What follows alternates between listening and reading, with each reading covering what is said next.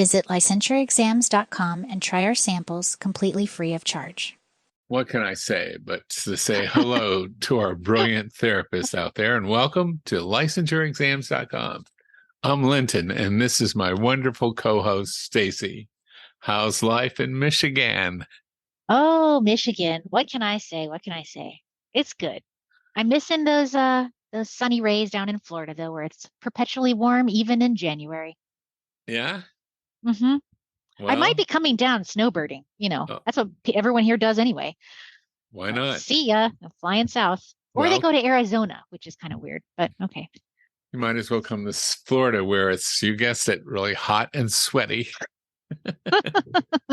So what's on the docket for today? Cloudy with a chance of meatballs? Yes, that sounds good. I remember that book when I was a kid. Yes, more like rainy with a chance of frost, Linton.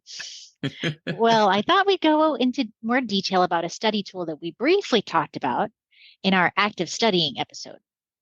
It's a tool called mind mapping, which can be really beneficial for therapists who are studying for their licensure exam. Mm-hmm. Linton, can you tell us what mind mapping is? Sure. Mind mapping's a way of using a visual method for structuring the information for the exam. Because the exam covers a huge range of topics, the mind map helps to connect the very concepts, making it easier for you to remember them.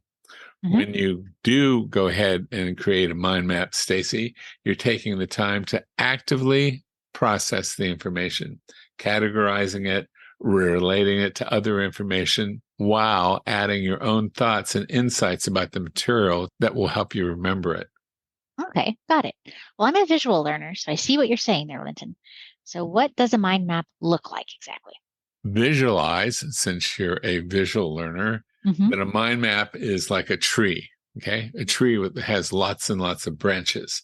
The central node, or the tree trunk, is the main concept or topic, and each branch that shoots off from them represents subtopics of those related areas.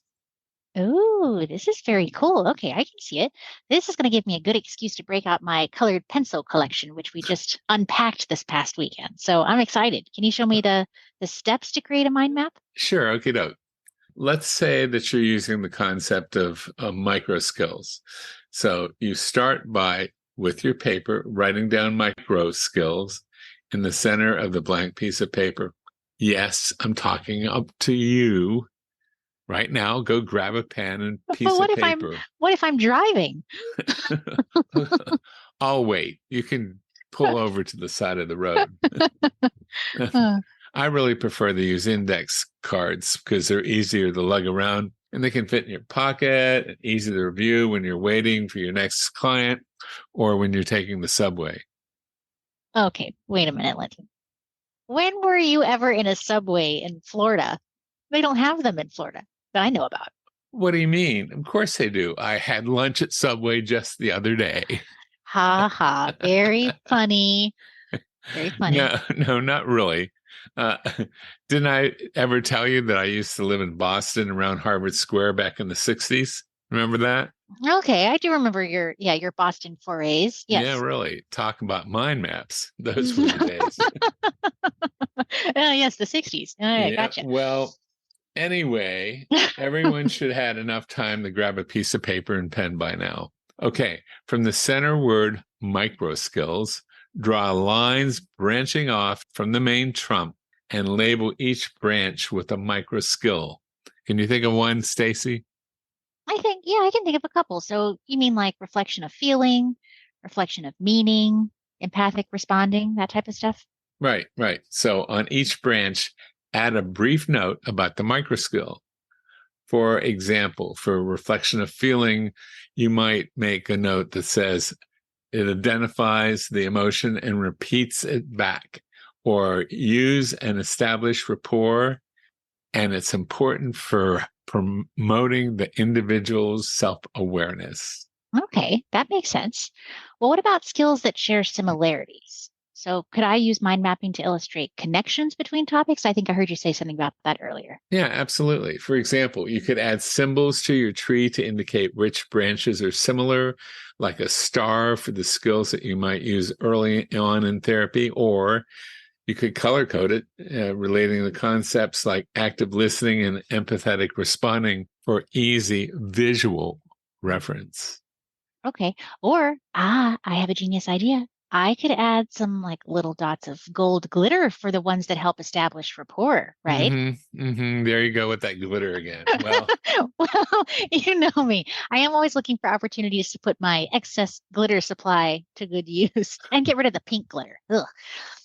So I'm guessing this is something that I should be doing with a paper and pencil, like you're talking about, instead of typing it up. I mean, I'm always at a computer. yeah, That's but the you don't want to do that. You actually want to put pen to paper, because it's mm-hmm. important, because you're actively engaging your brain as you write down each part of the map. So the act of physically writing down the information really helps. Okay. So it's not just the final mind map that aids with your learning process, but it's the entire process of actually creating it. Okay, I got it. Well, Mhm. what about the more complicated topics? How would mind mapping handle the intricacies of something like dialectical behavior therapy? Yeah, that's a good one, Stacy. For complex topics, mind maps can further be broken down into smaller, manageable sections. For example, with DBT, the central node would be the therapy itself. So you'd write down DBT. Mhm. From there, you might have the branches that would include something like principles, techniques, uses, case studies. That way, the complexity is deconstructed even more. Okay, gotcha. And maybe your branches could have like little branches coming off of them, to kind of do even more subtopics. Okay, I could Right. see how that could be really helpful. So could you sum all of this up for us about mind mapping? Okay, definitely. Okay, creating a mind map starts with a central concept, then branches for related topics, and finally, filling each branch with related notes. You can also add symbols or color code your mind map to make it easier to understand. Remember to keep the branches labeled with the single word to maintain clarity. Ah, yes, that's going to be a little bit of a challenge sometimes for me because I like details. So condensing it into, one or two words is that's a good tip. Also, there's no wrong way to make a mind map. It should be personal and intuitive to you. It's your study tool. So what works for you is right. Right, exactly. Well, I think that's a good place to stop for today, Stacy. What do you think? Got those colored pencils out? Yeah, you're right. They're not going to draw themselves. Well, until next time, everyone, remember, it's It's in in there. there.